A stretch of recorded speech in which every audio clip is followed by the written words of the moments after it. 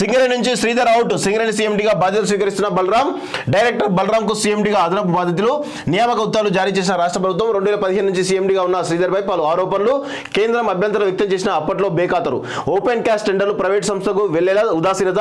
CSR నిధుల తరలింపు కారణంతో వెయిట్ వేసినట్లు చర్చ అంటూ ఒక న్యూస్ చూస్తా ఉన్నాం. వాస్తవంగా గత 9 ఏళ్లలో సింగరేణికి సంబంధించినటువంటి సిఎస్ఆర్ నిధులు మీరు గమనించండి.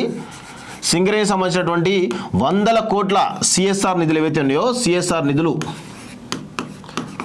100 కోట్లు, ఇంకెక్కువనే ఉంటాయి, తక్కువైతే ఉండవు, 100,000 కోట్ల రూపాయలు.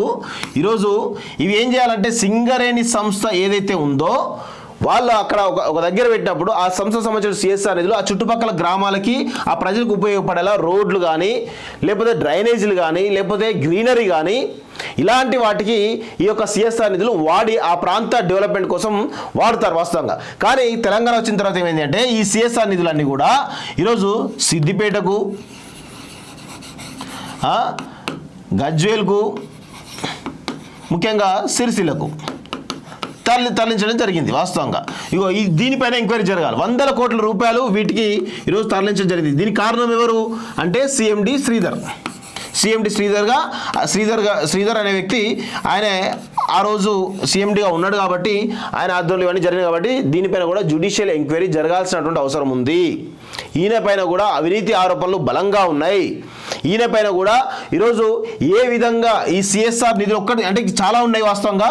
దానిని ఒక్క మచ్చుతో సింగరేణిలో ఏం జరిగిందని చెప్పడానికి మీకు చెప్తా ఉన్నాను. సిఎస్ఆర్ నిధులు ఏవైతే ఉన్నాయో వీటన్నిటి కూడా ఇతర ప్రాంతాలకు తరలి వెళ్ళాయి కాబట్టి అది రూల్స్కు విరుద్ధం కాబట్టి ఖచ్చితంగా దానిపైన కూడా జ్యుడిషియల్ ఎంక్వైరీ జరగాల్సినటువంటి అవసరం ఉంది.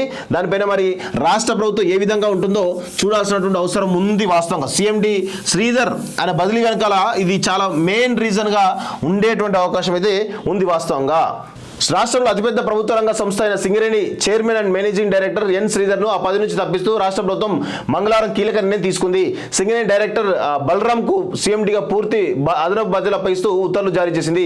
రాష్ట్రంలో కాంగ్రెస్ ప్రభుత్వం కొలువు తీరడంతోనే సింగరేణి సీఎండీ మార్పు ఖాయమని భారీ ప్రక్షాళన జరుగుతుందనే ప్రచారం సాగింది. దీనికి తగ్గట్లే సింగరేణి అభివృద్ధి, కార్మికుల సంక్షేమం, బొగ్గు ఉత్పత్తి, రవాణాకు సంబంధించి ఉప ముఖ్యమంత్రి బట్టి విక్రమార్క హైదరాబాద్లో సమీక్ష నిర్వహించిన వారం రోజుల్లోపే చైర్మన్ పక్కన పెట్టడం గమనార్హం.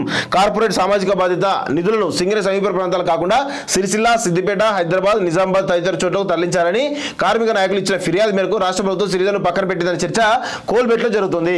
కాగా తన నియామకం అనంతరం బలరాం, సీఎం రేవంత్ రెడ్డి, ఉప ముఖ్యమంత్రి బట్టి విక్రమార్క, ఐటీ మంత్రి దుద్దిల శ్రీధర్బాబు, ప్రభుత్వ ప్రధాన కార్యదర్శి శాంతికుమారి, ఇంధన శాఖ ముఖ్య కార్యదర్శి ఎస్ఏఎం రిజ్వీలను మర్యాదపూర్వకంగా కలిసి ధన్యవాదాలు తెలిపారు. ఏకదాటిగా 9 ఏళ్ళు ఈయన ఈ యొక్క దాంట్లో ఉన్నాడంట. సో కోల్బెట్లో కాంట్రాక్టుల నుంచి ఉద్యోగ నియామకాల వరకు గత సర్కారుకు అనుకూలంగా వ్యవహరించారనే విమర్శలు వచ్చాయి. శ్రీధర్ను కొనసాగించడమే కేంద్ర బొగ్గు మంత్రిత్వ శాఖ ప్రతినిధులు సింగరేణి పాలక మండలి సమావేశంలో అభ్యంతరాలు వ్యక్తం చేసిన బీఆర్ఎస్ సర్కారు పట్టించుకోలేదు. ఓ దశలో జాతీయ ఖనిజ వనరుల అభివృద్ధి సంస్థ సిఎండి పోస్టుకు శ్రీధర్ దరఖాస్తు తీసుకున్నారు. కేంద్ర ప్రభుత్వ రంగ సంస్థల నియామక మండలి ఆయన పేరును సిఫారసు చేసింది. అయితే ప్రధానమంత్రి నేతృత్వంలో కేబినెట్ నియామకాల కమిటీ అనుమతి ఇవ్వలేదు. నియామకాలు అక్రమాలు జరిగాయట. సో వాస్తవంగా ఈయన హయాంలో చాలా పెద్ద ఎత్తున అవినీతి జరిగిందనేది ఆరోపణలు అయితే ఉన్నాయి. సో చూద్దాం ఏమవుతుందో. సింగరేణి కార్మికుల యొక్క ఆవేదన ఎట్లా ఉంటుందో ఒక్కసారి మీకు వాళ్ళు ఫార్వర్డ్ చేస్తున్నటువంటి మెసేజ్ మీకు చూపించేటువంటి ప్రయత్నం చేస్తా.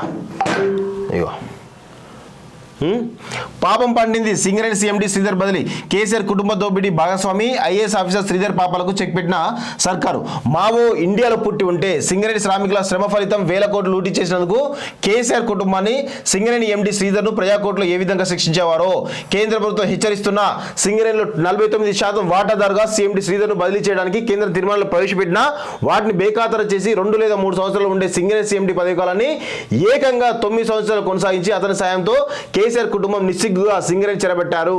ఆ ఉద్యమానికి ముందు సిరివెలుగులు విరజిమ్మే సింగరేణి బంగారం అంటూ తెలంగాణ రాష్ట్ర గీతంలో ఊదరగొట్టి అధికారం వచ్చిన తర్వాత కేసీఆర్ కుటుంబ అధికారము అండతో సింగరేణి సంస్థ కార్మికులకు పైపైన సిరివెలుగుల మెరుపులు చూపిస్తూ అసలు మెరుపుల బంగారం మాయం చేశారు.